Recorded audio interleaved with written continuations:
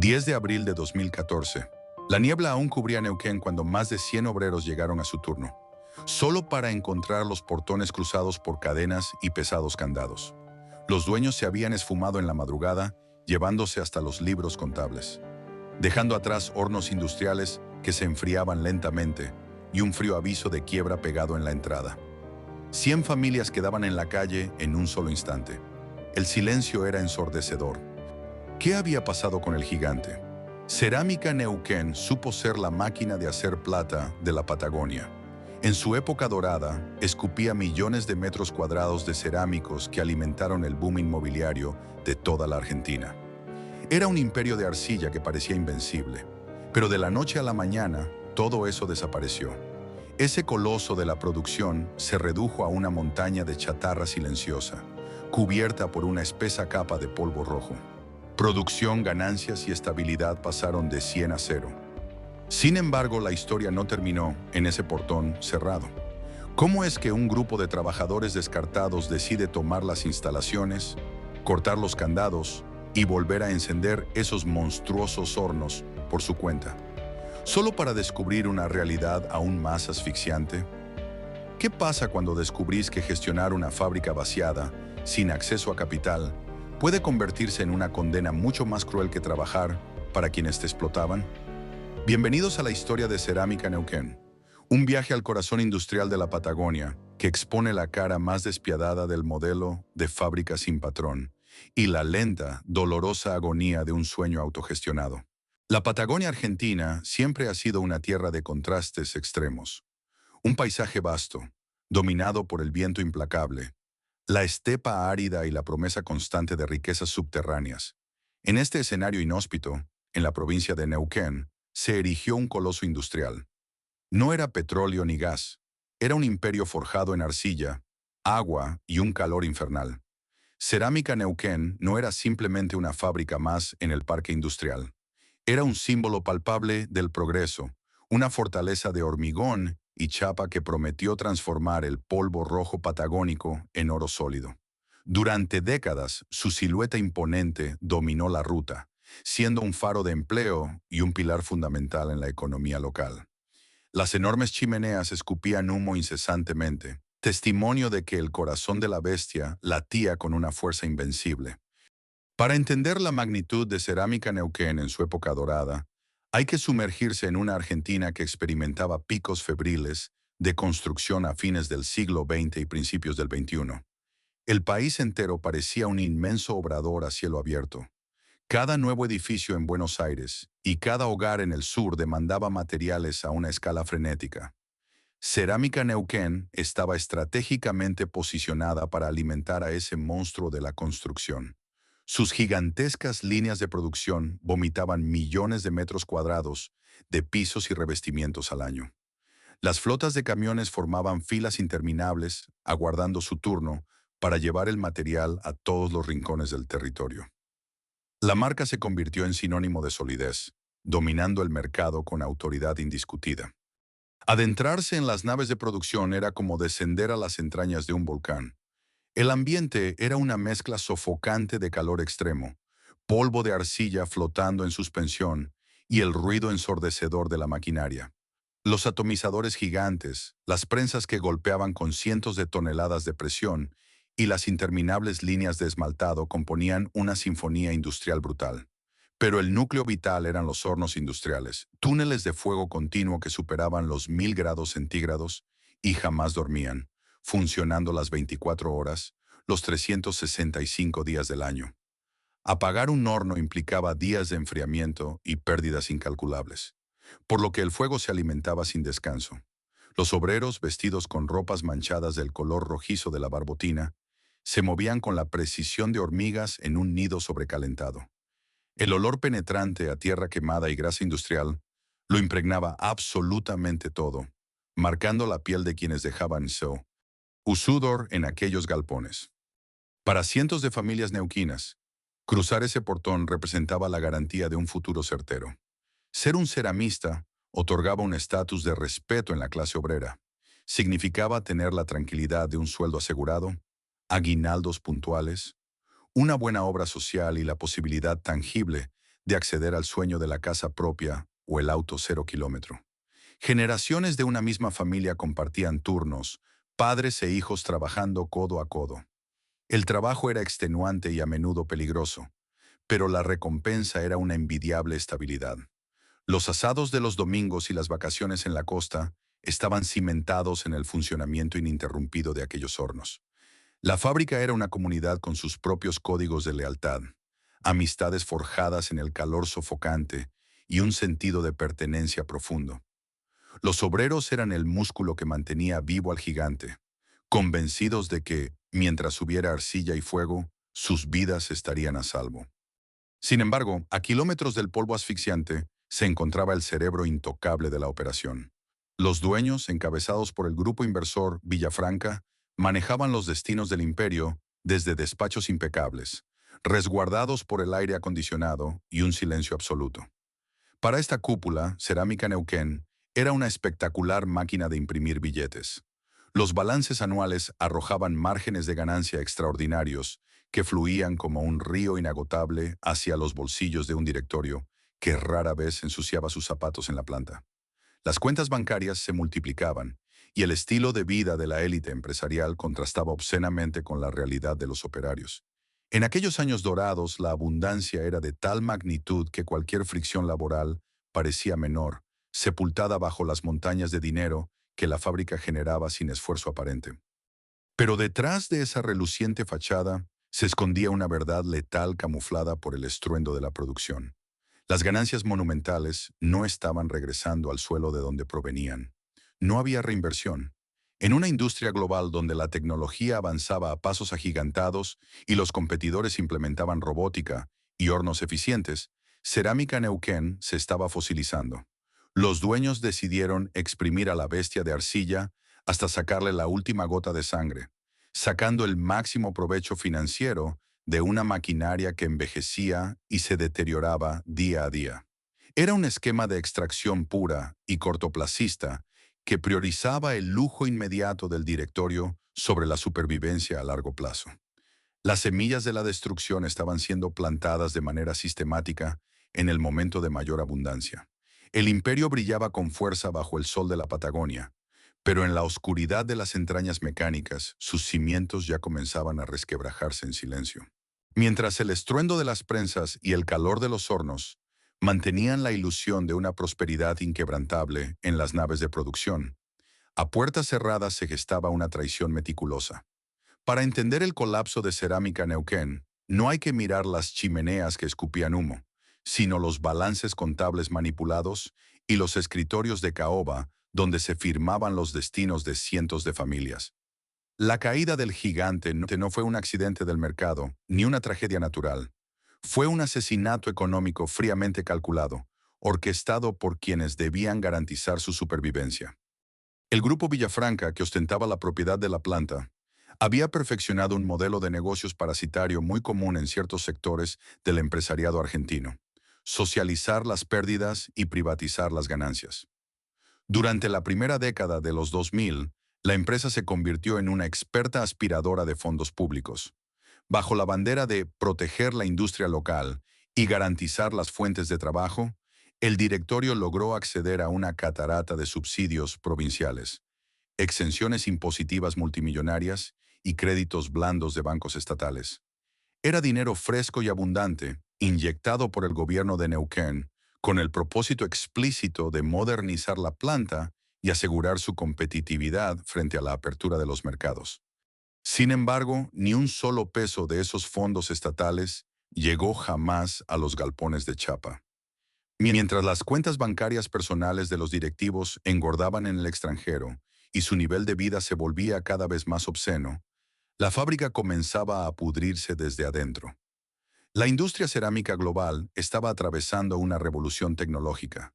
Los competidores directos en Brasil, e incluso otras plantas en Argentina, estaban instalando hornos italianos de última generación, sistemas de cocción rápida y robótica que reducían los costos operativos a una fracción. Cerámica Neuquén, en cambio, seguía operando con la misma tecnología de los años 80. Sus máquinas, verdaderos dinosaurios industriales, consumían cantidades groseras de gas y electricidad para producir un metro cuadrado de cerámica.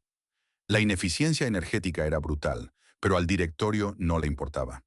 El verdadero negocio ya no estaba en vender pisos, sino en la bicicleta financiera y en exprimir los subsidios de el Estado.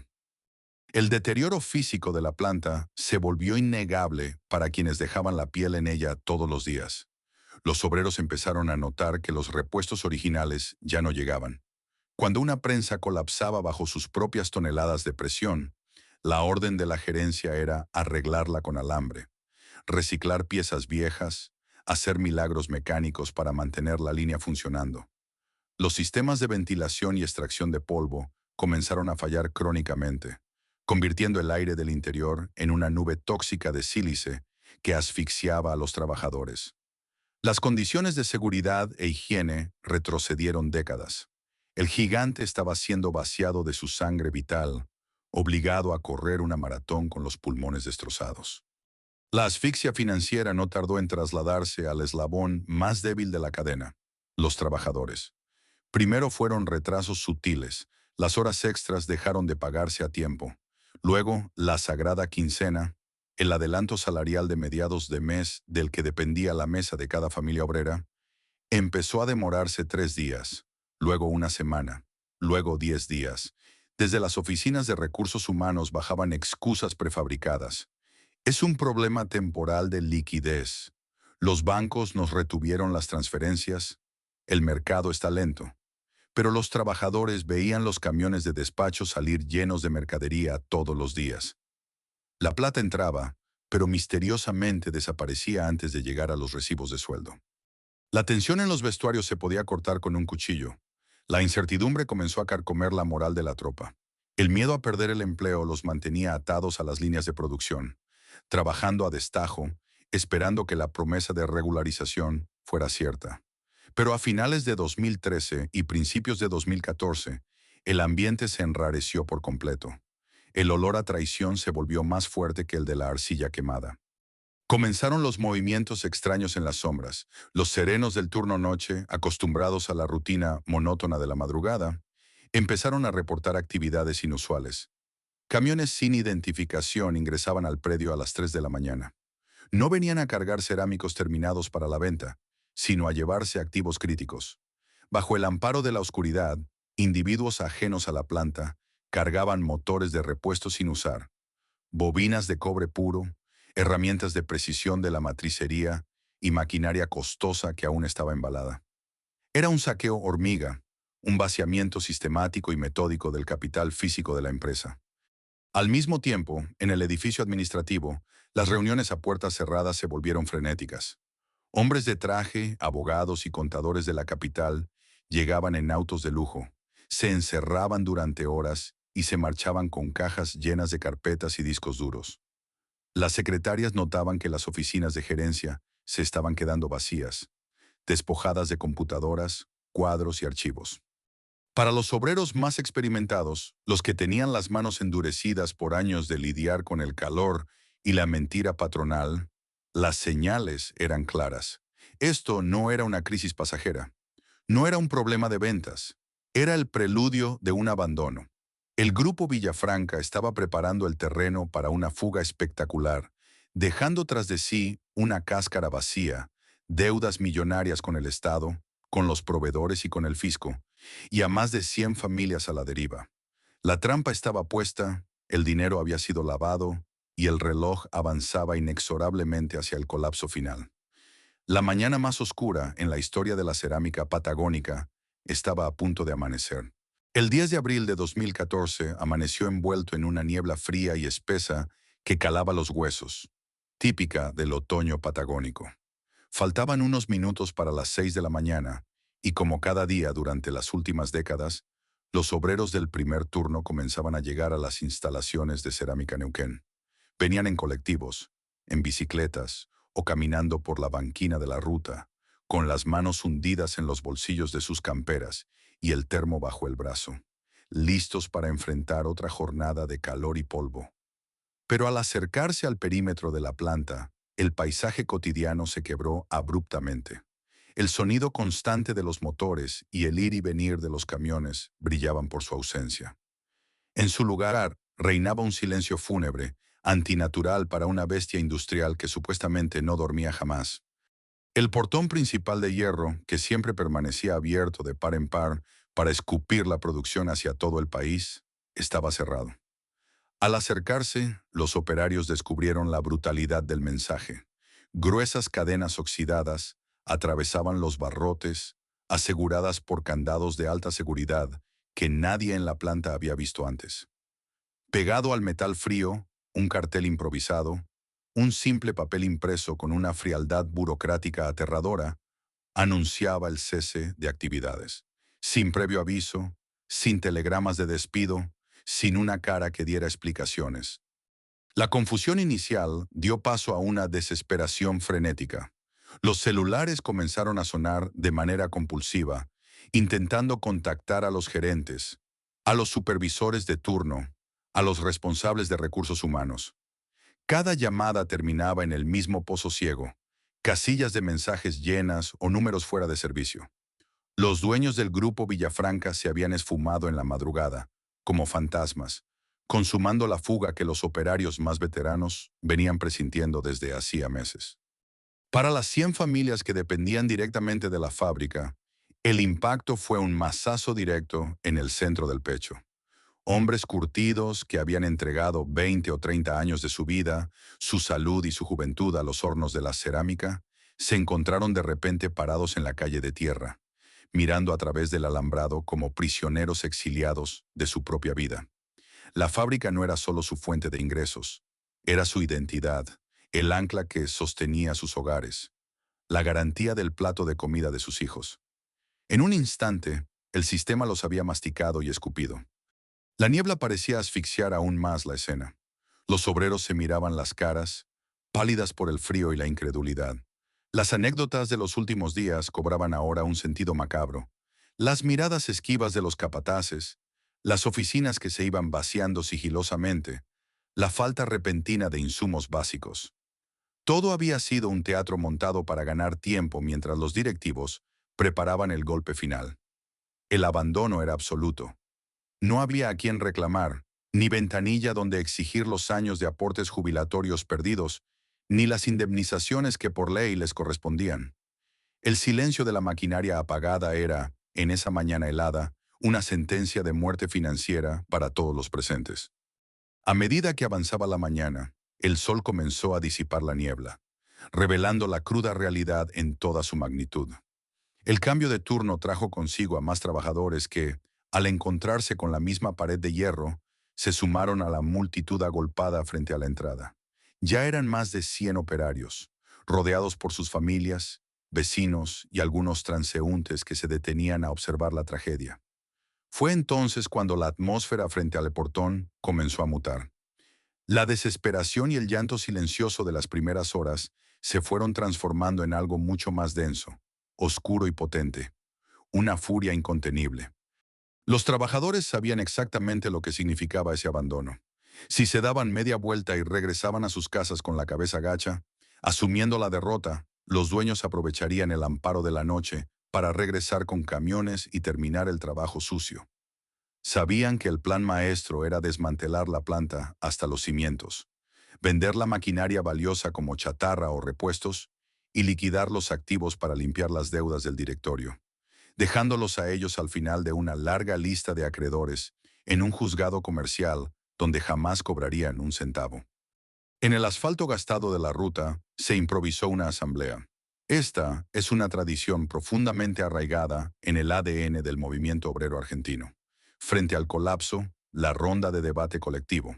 Los delegados sindicales y los operarios de mayor antigüedad tomaron la palabra. Las voces resonaban roncas, cargadas de indignación. Si dejamos que se lleven las máquinas, perdemos todo. Esta fábrica, estos hornos, son la única garantía que tenemos para cobrar lo que nos deben, sentenció uno de los operarios de planta. La decisión no fue política ni ideológica en su origen. Fue una reacción de supervivencia pura y dura, el instinto básico de un animal acorralado. No iban a permitir que los despojaran del fruto de décadas de sacrificio. Se votó a mano alzada y la decisión fue unánime, la ocupación. Había que tomar la fábrica. El momento de tensión alcanzó su clímax cuando un grupo de obreros avanzó hacia el portón principal, esta vez no para mirar a través de los barrotes, sino empuñando pesadas amoladoras y cizallas industriales que alguien había logrado ir a buscar. El sonido metálico de las herramientas mordiendo el acero rompió el silencio de la mañana. Una lluvia de chispas iluminó los rostros tensos de los trabajadores, marcando un punto de no retorno. Con un crujido sordo, los gruesos candados cedieron y cayeron al polvo. Decenas de manos empujaron las pesadas puertas de hierro, abriendo paso a la marea humana que ingresó al predio con paso firme. Al cruzar el umbral y adentrarse en las naves de producción, el paisaje era desolador. El calor residual de los inmensos hornos, que ya comenzaban a enfriarse lentamente, chocaba con el aire frío del exterior. Las oficinas administrativas estaban revueltas, con cajones vaciados por el suelo y bibliotecas desiertas, confirmando la huida premeditada. No quedaban computadoras, ni discos duros, ni registros contables. La inmensa bestia de arcilla yacía en coma, abandonada por sus amos. Los obreros de Cerámica Neuquén habían recuperado el control físico del espacio. Habían evitado el desmantelamiento total de su lugar de pertenencia. Pero mientras caminaban por los oscuros y silenciosos pasillos de la planta, una verdad abrumadora comenzaba a cernirse sobre ellos. Habían tomado el control de una cáscara vacía, un gigante endeudado y paralizado. Aún no lo sabían, pero al romper esas cadenas con la cizalla, no solo estaban salvando su fuente de trabajo, acababan de dar el primer paso hacia una odisea que los obligaría a enfrentarse a un monstruo mucho más grande, complejo y despiadado que sus antiguos patrones. El silencio absoluto dentro de las monumentales naves de Cerámica Neuquén era ensordecedor. Una vez que la adrenalina de la toma inicial, los gritos de asamblea y el sonido metálico de las cizallas se disiparon, los trabajadores se encontraron cara a cara con el abismo. Tenían el control físico del predio, habían salvado las máquinas del desguace nocturno, pero carecían de lo más básico para operar. No había dinero en las cuentas, los silos de materia prima estaban dramáticamente bajos, y el amparo legal era nulo. Se encontraban solos en una isla de hormigón, rodeada por un océano de deudas patronales. Sin embargo, no estaban aislados en el desierto político y social de la Patagonia. A escasos kilómetros de allí, en la misma ruta, se erguía un faro que iluminaba el arduo camino de la autogestión obrera en Argentina. La ex fábrica Sanón, rebautizada como FASIMPAT, Fábrica Sin Patrón. El ejemplo histórico de Sanón, que había resistido el embate del vaciamiento total durante la brutal crisis de 2001, latía con fuerza en la memoria colectiva del proletariado neuquino. Para los obreros recién abandonados por el grupo Villafranca, esa no era una simple utopía romántica de los libros de sociología. Era una realidad palpable, de cemento, sudor y arcilla, que operaba a la vuelta de la esquina.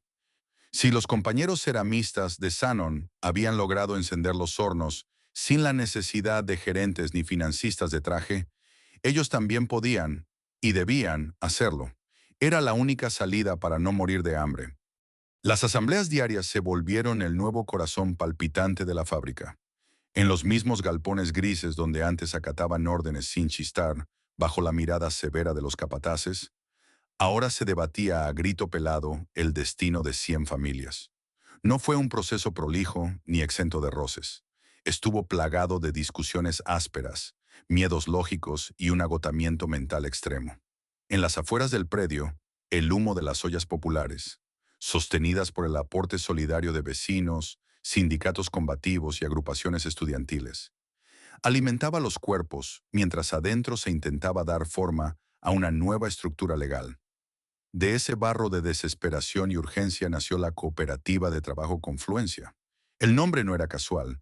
Representaba la unión desesperada de operarios rasos, técnicos de mantenimiento y personal administrativo de base que habían sido dejados a la deriva.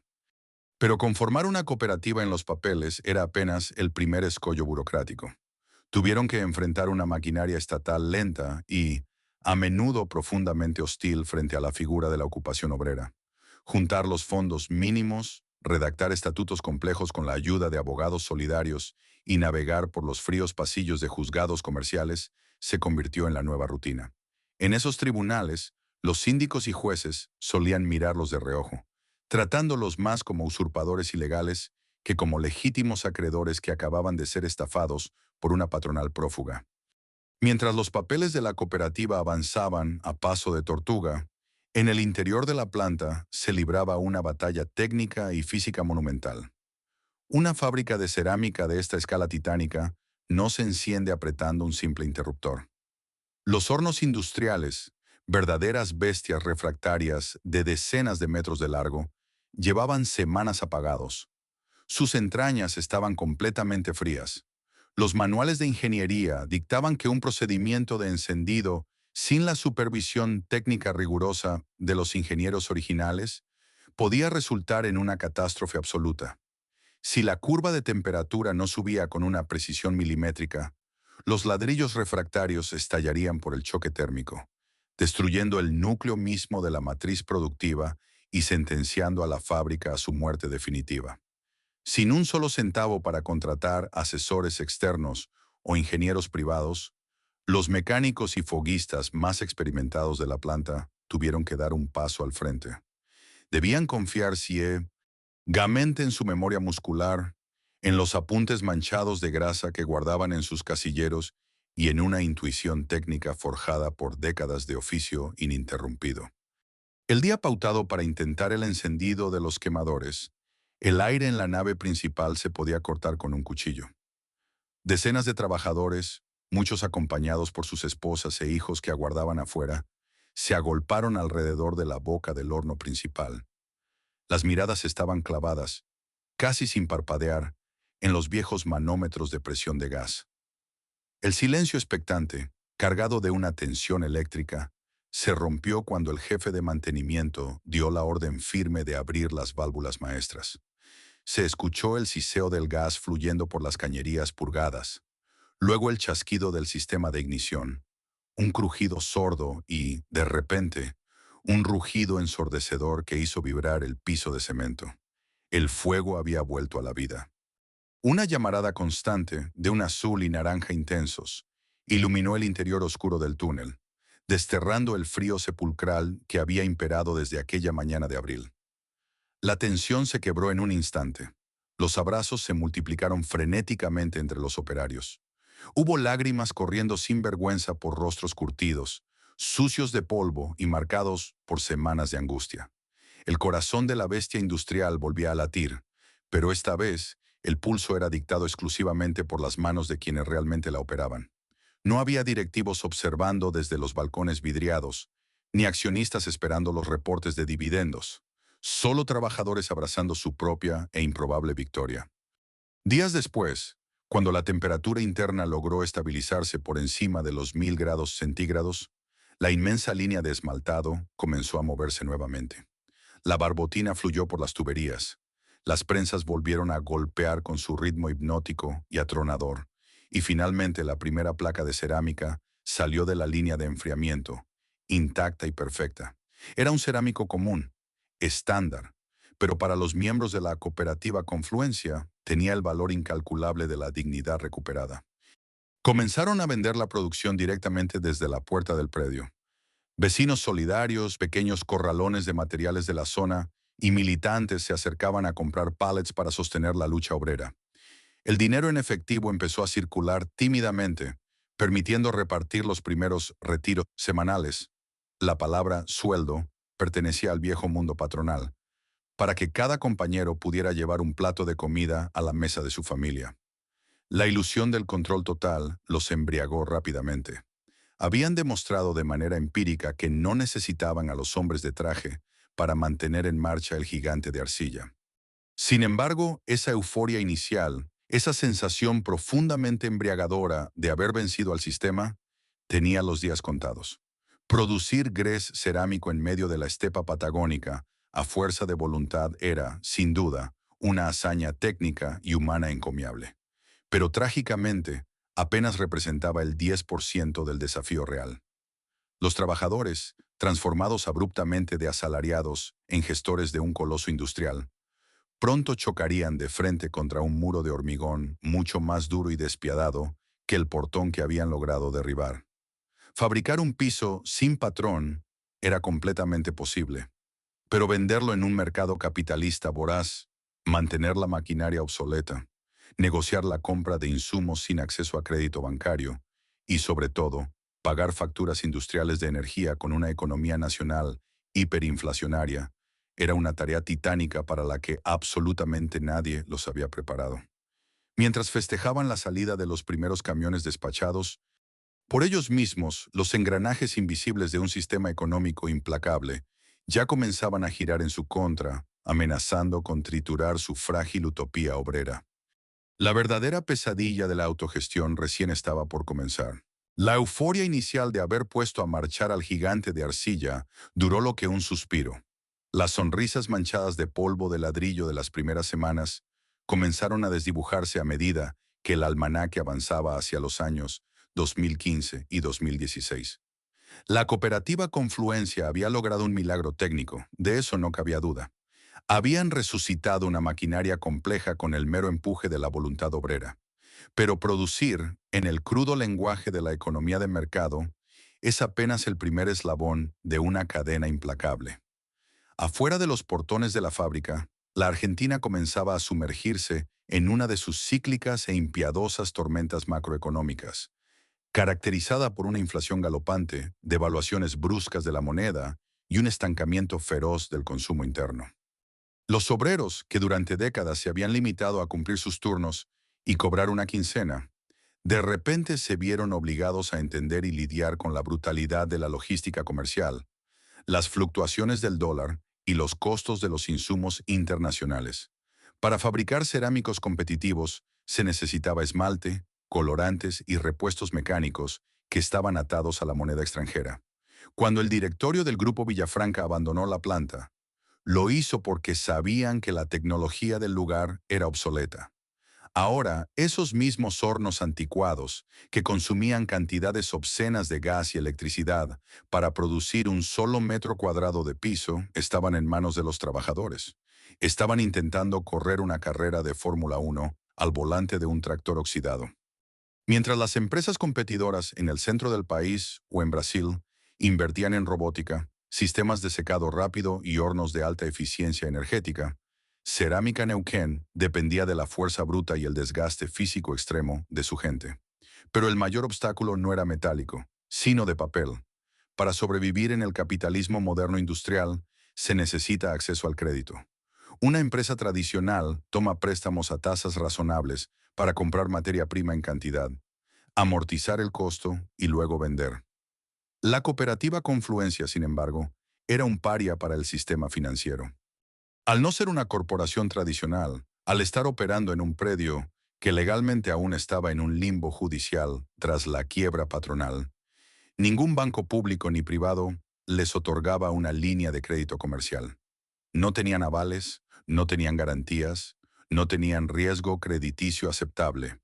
Cuando los representantes de la cooperativa, con las manos curtidas y las carpetas bajo el brazo, se sentaban frente a los gerentes de los bancos en la capital neuquina, recibían siempre la misma sonrisa condescendiente y la misma respuesta. Las cuentas de la fábrica están bloqueadas. Ustedes no son sujetos de crédito.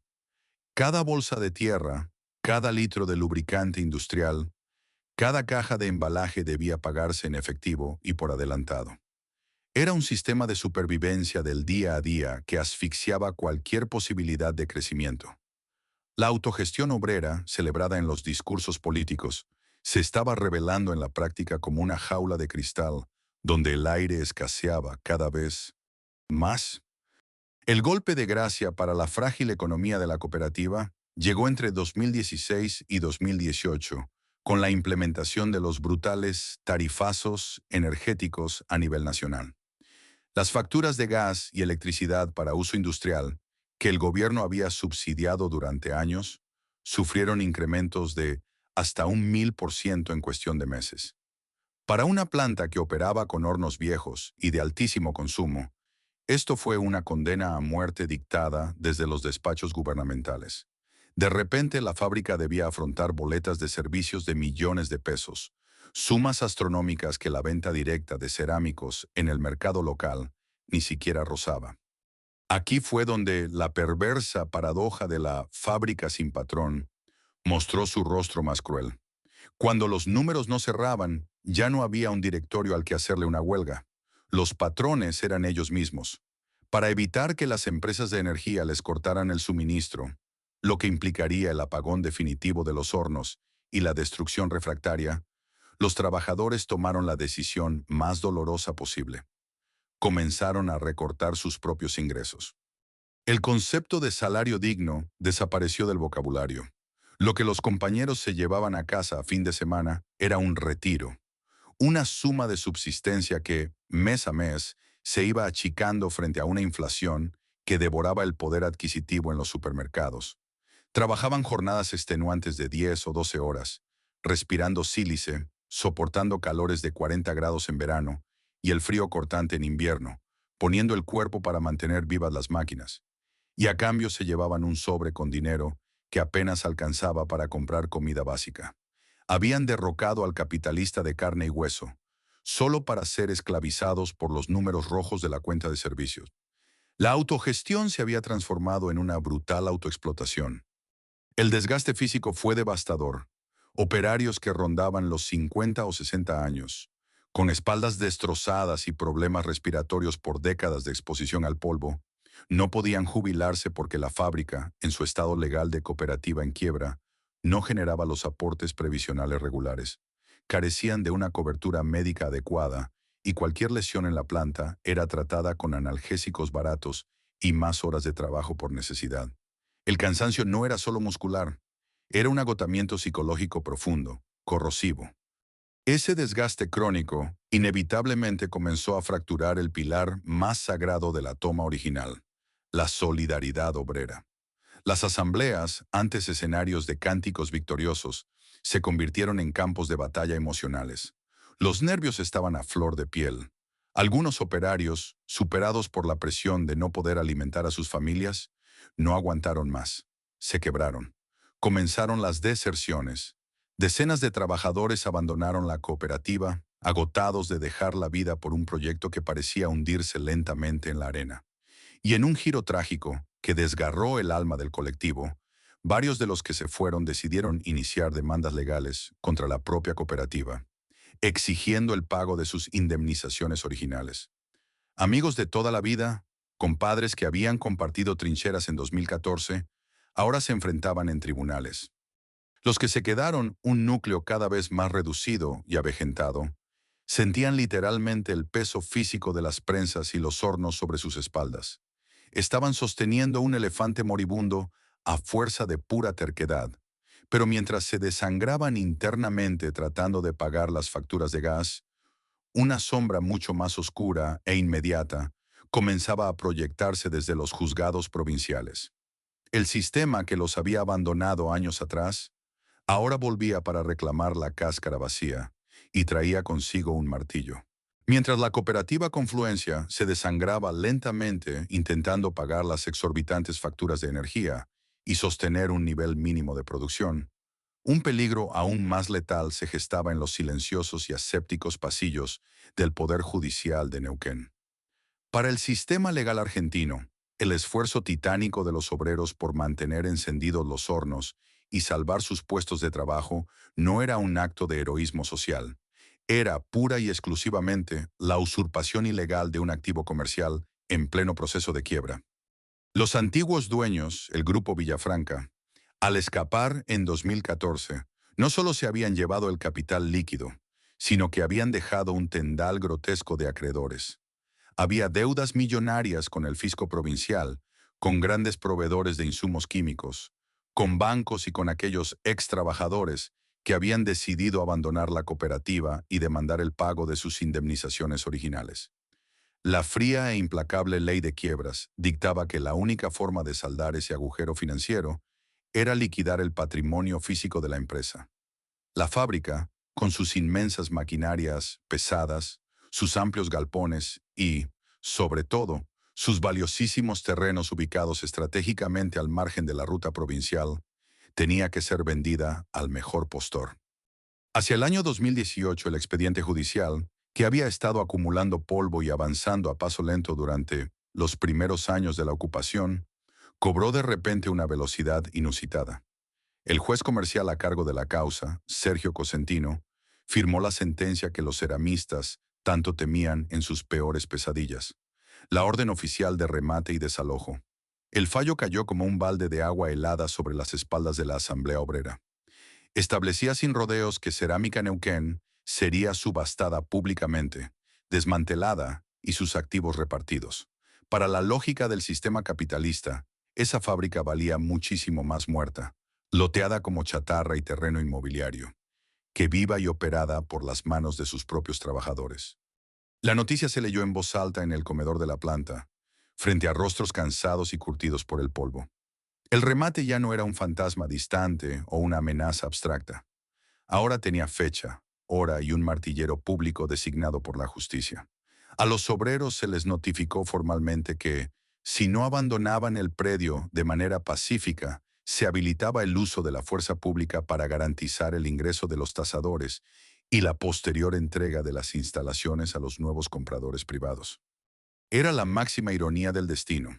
El mismo Estado que había mirado para otro lado cuando los empresarios vaciaron la planta, el mismo gobierno que les había negado créditos para comprar insumos, ahora aparecía con toda su maquinaria legal y punitiva para desalojar a los únicos que habían puesto el cuerpo para salvar la industria local.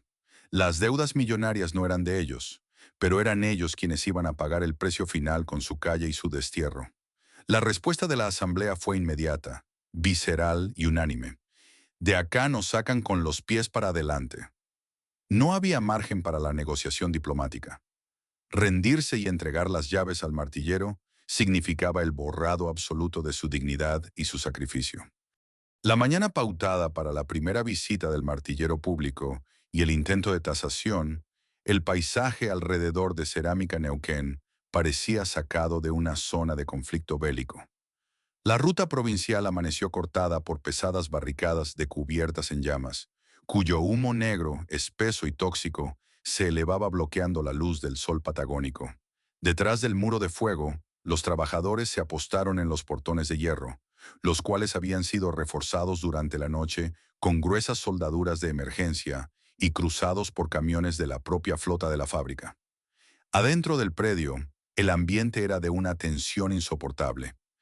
Cuando los primeros móviles de la policía provincial y los escuadrones antimotines aparecieron en el horizonte, marchando en formación cerrada con sus escudos, cascos y escopetas de balas de goma, el silencio se apoderó de la primera línea de defensa obrera. El contraste visual era brutal. De un lado, un ejército estatal equipado para la represión táctica. Del otro, hombres cincuentones y sesentones, en mamelucos gastados, armados apenas con palos, piedras y sus herramientas de trabajo cotidiano. Pero la verdadera defensa de la fábrica no residía en las piedras, sino en una amenaza mucho más extrema que demostraba el nivel absoluto de desesperación al que habían sido empujados. En una maniobra de altísimo riesgo, un grupo de operarios había colocado garrafas de gas industrial y tambores de combustible inflamable estratégicamente cerca de los tableros eléctricos principales y de las sensibles válvulas de las líneas de esmaltado. El mensaje que le hicieron llegar al jefe del operativo policial y al juzgado fue claro, directo y escalofriante. Si la policía antidisturbios rompía los portones e intentaba un desalojo por la fuerza, volarían las instalaciones en 1000 pedazos. Si la fábrica no es de los trabajadores, no va a ser de nadie. La amenaza de convertir la histórica planta cerámica en un cráter humeante paralizó en seco el operativo. Nadie, ni el juez Cosentino en su despacho, ni el martillero público, ni los jefes policiales en el terreno, quería cargar con el costo político, mediático y humano de provocar una masacre en pleno parque industrial de Neuquén. Durante horas el tiempo pareció suspenderse. Hubo negociaciones febriles a través de los alambrados, llamadas de urgencia a la gobernación provincial y un despliegue masivo de agrupaciones sociales, sindicatos de izquierda y compañeros obreros de la vecina Facimpat que llegaron en tropel para formar un escudo humano en solidaridad. Finalmente, ante la inquebrantable resistencia obrera y el riesgo inminente de una tragedia mayúscula, La orden de desalojo fue temporalmente suspendida. Los escuadrones policiales retrocedieron lentamente y el martillero se marchó con las manos vacías y los papeles sin firmar. En los portones de la fábrica estallaron gritos de victoria, abrazos bañados en sudor y lágrimas de alivio. Pero fue, en esencia, un triunfo pírrico. Habían ganado una batalla física y psicológica colosal, pero la sombra del martillero no se había esfumado. Simplemente había retrocedido para acechar desde la oscuridad. El expediente judicial seguía abierto y la amenaza de remate quedó pendiendo sobre sus cabezas como una espada de Damocles constante. Este desgaste psicológico continuo comenzó a quebrar el espíritu de la cooperativa de una manera que ni la inflación ni las facturas de gas habían logrado. Vivir atrincherados, durmiendo en las guardias con un ojo abierto, esperando el aterrador sonido de las sirenas policiales cada madrugada, transformó la gestión de la fábrica en un infierno diario de paranoia y estrés extremo. Habían salvado los ladrillos una vez más, pero la maquinaria estatal acababa de dejarles en claro que jamás permitiría que esa fábrica les perteneciera en paz. Hacia fines de 2023 y principios de 2024, la cooperativa Confluencia ya no luchaba contra la policía pertrechada, ni contra martilleros judiciales apostados en los portones. Ahora se enfrentaban a un enemigo invisible, silencioso y omnipresente, que no requería escudos, gases lacrimógenos ni balas de goma para destruir definitivamente la fábrica. El mercado energético. Cerámica Neuquén, concebida y construida en una época de energía abundante y fuertemente subsidiada por el Estado, era un auténtico agujero negro de consumo. Sus motores colosales, las líneas pesadas de molienda, los compresores industriales y, fundamentalmente, los inmensos hornos de cocción, demandaban cantidades astronómicas de electricidad y gas para transformar el polvo patagónico en cerámica esmaltada. Para los trabajadores autogestionados, que apenas lograban vender la producción estrictamente necesaria para garantizarse un plato de comida al día, la boleta de luz se convirtió en una soga de acero que se ajustaba implacablemente mes a mes. El proveedor de energía eléctrica era CALF, la Cooperativa de Servicios Públicos de la ciudad de Neuquén. Se dio entonces una cruel e irónica paradoja del destino en la estepa patagónica. Una cooperativa de servicios asfixiando financieramente hasta la muerte a una cooperativa obrera. Pero las reglas del capitalismo no entienden de solidaridades institucionales ni de empatía de clase cuando los balances están en rojo. Con la brutal escalada inflacionaria que azotaba a la Argentina y el desmantelamiento sistemático de los subsidios industriales, la deuda eléctrica de Cerámica Neuquén comenzó a multiplicarse a un ritmo de pesadilla. Lo que inicialmente era un atraso manejable de algunas facturas durante los meses de bajas ventas, rápidamente se transformó en un pasivo monstruoso e impagable que escaló a decenas y luego a cientos de millones de pesos.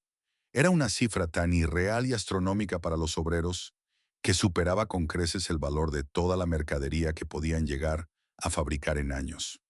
Las intimaciones formales de corte llegaban a la administración de la fábrica, ahora ocupada por trabajadores de mameluco gastado en lugar de gerentes de traje a medida, con una frecuencia aterradora. En asambleas cargadas de angustia y desesperación, los ceramistas analizaban planillas que mostraban una matemática de la aniquilación. Si destinaban todos los ingresos de sus magras ventas a pagar la luz, literalmente no tendrían dinero para comer ni para el boleto de colectivo. Si comían, la fábrica se apagaba. Las movilizaciones hacia la Casa de Gobierno provincial se volvieron desesperadas. Los obreros marcharon con sus mamelucos de trabajo, quemaron cubiertas y presentaron petitorios clamando por una tarifa diferenciada, un subsidio extraordinario o un salvataje estatal que les permitiera seguir operando.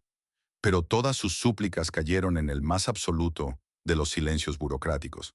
Las autoridades provinciales, que años atrás habían subsidiado generosamente con millones de dólares al Grupo Villafranca para supuestamente modernizar la planta, ahora miraban para otro lado.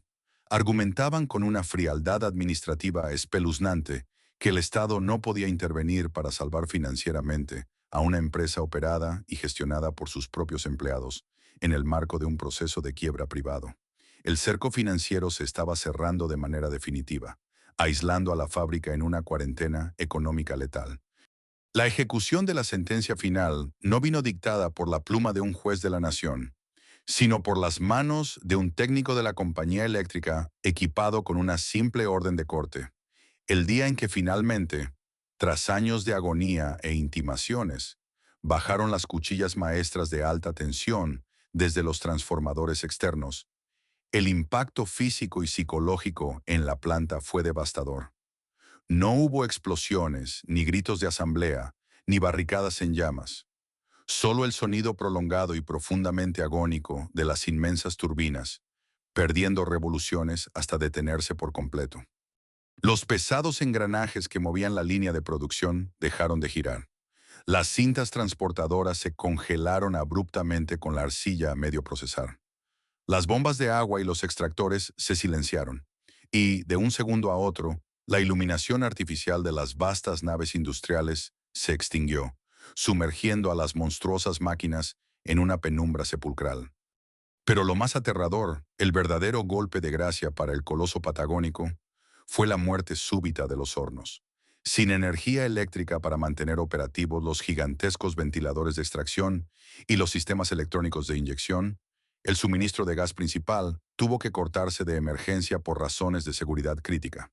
Los ceramistas, impotentes y sumidos en la oscuridad repentina de los galpones, tuvieron que presenciar cómo las entrañas incandescentes de la bestia, que ellos mismos habían logrado reanimar con un riesgo técnico enorme y tanto sacrificio 10 años atrás, comenzaban a enfriarse de manera irreversible. A medida que la temperatura caía drásticamente en los túneles de cocción, se escuchaban los estallidos secos de los ladrillos refractarios resquebrajándose por el brutal choque térmico. El calor que durante décadas había entibiado los huesos de generaciones de obreros en los crudos inviernos neuquinos se fue desvaneciendo hora tras hora, reemplazado por la humedad fría de la inactividad. Cada grado centígrado que descendía en el interior de los hornos marcaba un paso más hacia la defunción técnica absoluta e irreversible de la planta. El silencio que sobrevino en el predio fue absoluto, pesado y asfixiante. Era un silencio diametralmente opuesto al de aquella nebulosa mañana de abril de 2014, cuando los patrones huyeron cobardemente. Aquel había sido un silencio cargado de tensión que encendió la furia y catalizó la toma obrera. Este, en cambio, era el silencio de la derrota final, denso, frío y metálico. La cruda realidad se manifestó en las sombras, sin energía eléctrica, toda la épica de la autogestión, toda la férrea fuerza de voluntad humana, toda la organización asamblearia y todo el inmenso sacrificio físico de la última década quedaban reducidos a la más absoluta nada. Los trabajadores, con las manos sucias de grasa y arcilla seca, deambulaban como fantasmas por los pasillos a oscuras, iluminando apenas con las débiles linternas de sus teléfonos celulares las máquinas muertas que alguna vez fueron el orgullo industrial de la Patagonia. Habían resistido heroicamente el abandono patronal, la asfixia de la quiebra, la hiperinflación del país, las despiadadas órdenes judiciales de remate y la amenaza constante de la represión estatal. Pero al final del camino fueron doblegados, arrodillados y destruidos por la matemática pura y dura del costo operativo más básico. Cerámica Neuquén ya no era una fábrica tomada, ni un bastión de lucha. En el preciso instante en que se cortó la luz, se transformó instantáneamente en el mausoleo industrial más grande del sur argentino. Una colosal tumba de hierro, chapa y ladrillo frío donde yacían sepultados los últimos restos de un sueño obrero genuino, estrangulado implacablemente por el nudo corredizo de una deuda incansable. El corte de luz definitivo no solo apagó los hornos de cerámica Neuquén, congeló el tiempo en el interior del gigantesco predio. A medida que pasaban los meses, el incesante viento patagónico comenzó a filtrarse por las grietas de los galpones, trayendo consigo la escarcha del invierno y el polvo de la estepa. En las naves de producción, el paisaje adquirió un tono post-apocalíptico. El polvo rojo de la arcilla, que durante décadas se había mantenido suspendido en el aire caliente y vibrante de la planta, finalmente se precipitó, cubriendo las prensas hidráulicas, las cintas transportadoras y los tableros de control con un espeso manto cobrizo. El olor acre a metal frío y humedad reemplazó al aroma a tierra quemada que había sido el sello distintivo del lugar. En ese inmenso cementerio de hierro y chapa, un grupo de hombres se negaba a abandonar su puesto, atrapados en una de las paradojas más crueles que el sistema económico podía diseñar. De la multitud enardecida que había roto los candados con una cizalla en aquella histórica mañana de 2014, ahora apenas quedaba un núcleo duro, una resistencia diezmada por el cansancio, la desesperanza y la biología. Eran, en su gran mayoría, hombres que rondaban los 50 y 60 años de edad. Toda una vida dedicada a la industria pesada había dejado marcas indelebles en sus cuerpos, espaldas destrozadas por cargar matrices de acero, pulmones curtidos por la inhalación crónica de sílice y articulaciones desgastadas por el ritmo infernal de las líneas de esmaltado. Para estos veteranos, la opción de reinventarse laboralmente en el saturado mercado formal de Neuquén era una quimera absoluta. Nadie contrata a un obrero fabril de 60 años con hernias de disco y, para colmo de males, al haber operado bajo la figura de una cooperativa sumida en la quiebra patronal, sus aportes jubilatorios eran un agujero negro que les impedía acceder al retiro legal que tanto merecían. La situación en la que se encontraban era de una ironía tan salvaje que rozaba el sadismo. Ante la ley, los medios de comunicación y la sociedad, estos obreros habían logrado la hazaña definitiva del proletariado. Habían expulsado a los capitalistas que los explotaban y se habían convertido en los dueños absolutos de sus propios medios de producción. Pero la realidad material era una condena espantosa. Estaban físicamente parados sobre un predio de varias hectáreas de incalculable valor inmobiliario, rodeados de maquinaria industrial pesada que, incluso como chatarra, valía decenas de millones de dólares. Sin embargo, no podían monetizar absolutamente nada. Un bloqueo judicial implacable congelaba todos los activos. Si un trabajador intentaba vender un solo motor eléctrico o una viga de acero para comprar comida, automáticamente se convertía en un delincuente ante los ojos de la justicia comercial, acusado de vaciamiento de bienes embargados. Eran millonarios en los papeles del juzga, pero en la vida real no tenían plata en los bolsillos para pagar el boleto de colectivo o comprar un kilo de pan.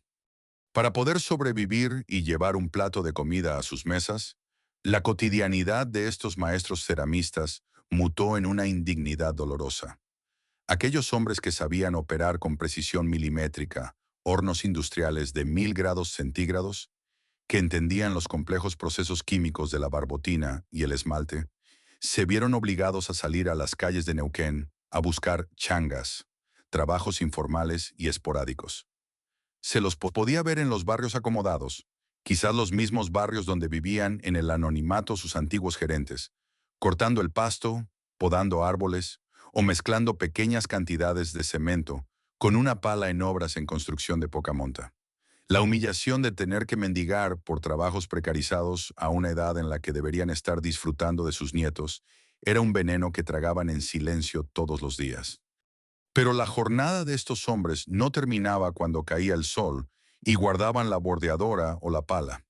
Mientras el resto de la ciudad regresaba a la comodidad y el calor de sus hogares, los ceramistas desandaban el camino hacia la ruta provincial, regresando a la imponente oscuridad de su fábrica muerta.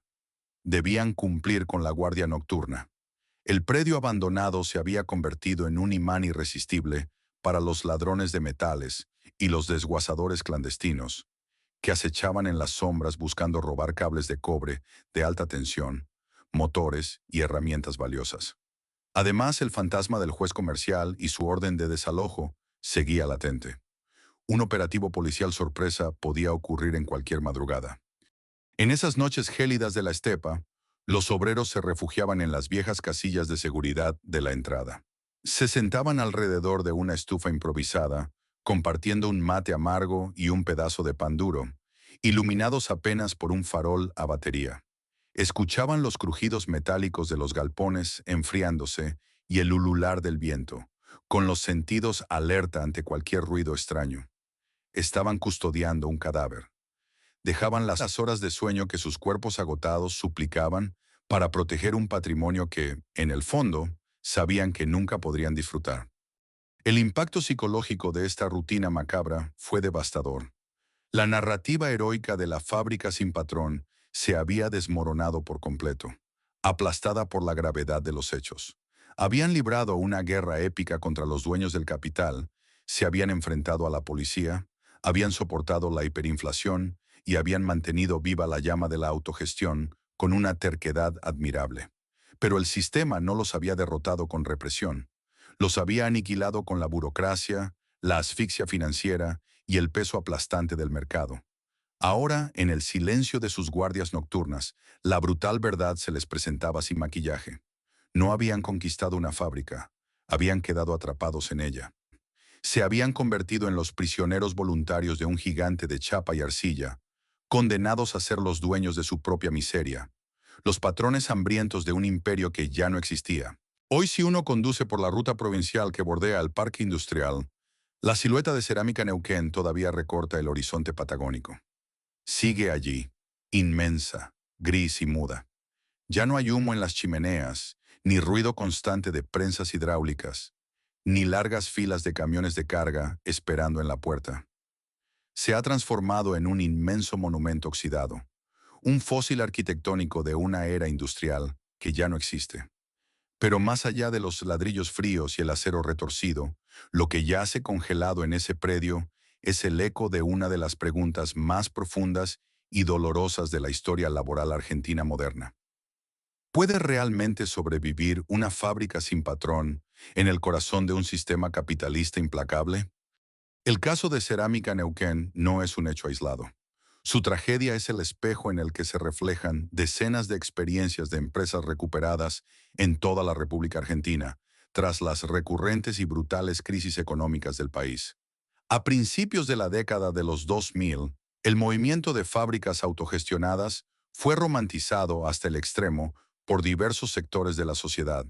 Intelectuales, políticos de izquierda y documentalistas de todo el mundo peregrinaron a la Patagonia para ver de primera mano el milagro de los obreros que habían tomado los medios de producción. Se escribieron libros, artículos y manifiestos celebrando la Asamblea Obrera Horizontal como la cura definitiva contra los males de la explotación patronal. Sin embargo, la historia de estos ceramistas destrozó esa lente romántica con la brutalidad de un martillazo judicial y financiero. Demostró con una crudeza desgarradora que el coraje puro, la solidaridad de clase y la mística obrera no pueden alterar las frías e inquebrantables leyes de la macroeconomía. La voluntad humana, por más inquebrantable y heroica que sea, no es combustible material suficiente para encender hornos industriales que consumen millones de metros cúbicos de gas al mes.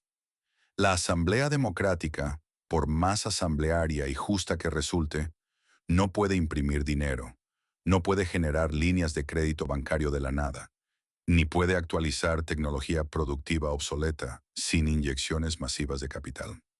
Los laburantes de la cooperativa Confluencia descubrieron por las malas que heredar una fábrica vaciada, sobreendeudada y tecnológicamente atrasada no es un triunfo revolucionario definitivo. Es recibir un ancla de plomo en medio de un océano embravecido. El mercado moderno, altamente globalizado, no perdona la ineficiencia energética ni los altos costos de producción, sin importar si el directorio está compuesto por empresarios trajeados de una multinacional o por operarios con las manos encallecidas por años de trabajo. Cuando la maquinaria envejece frente a la competencia de punta y las tarifas de los servicios públicos se disparan a niveles internacionales, el costo de subsistencia se vuelve matemáticamente insostenible. Y en ese preciso escenario, la utopía de la autogestión deja de ser un acto de emancipación para convertirse lenta y silenciosamente en la forma más perversa de autoexplotación, donde los mismos trabajadores deben recortar el plato de comida de sus propios hijos para lograr alimentar a la insaciable bestia de hierro. El legado histórico de Cerámica Neuquén es, por lo tanto, profundamente complejo y dolorosamente amargo.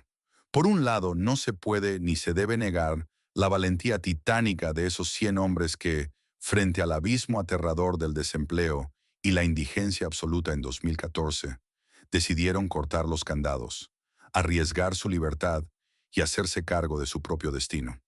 Demostraron empíricamente que la clase obrera tiene la capacidad técnica, la inteligencia operativa y la férrea disciplina para sostener el funcionamiento de una industria pesada, extremadamente compleja, sin la menor necesidad de supervisores, gerentes ni patrones. Lograron salvar sus puestos de trabajo durante casi una década, resistiendo embates legales y asfixias financieras que habrían quebrado los cimientos de cualquier corporación tradicional. Ese mérito es innegable y quedará grabado a fuego en la memoria colectiva y sindical de la provincia patagónica. Pero al mismo tiempo, su colapso definitivo es una advertencia sombría y lapidaria. Es la prueba irrefutable de que intentar operar una isla aislada dentro de un inmenso océano de libre mercado es, bajo las reglas actuales del juego, una batalla condenada al fracaso por desgaste. El sistema económico y judicial demostró que tiene mecanismos infinitamente más sofisticados, pacientes y letales que la represión policial para defender sus propios intereses. No necesitó movilizar al ejército ni desalojarlos a la fuerza bajo una lluvia de balas de goma.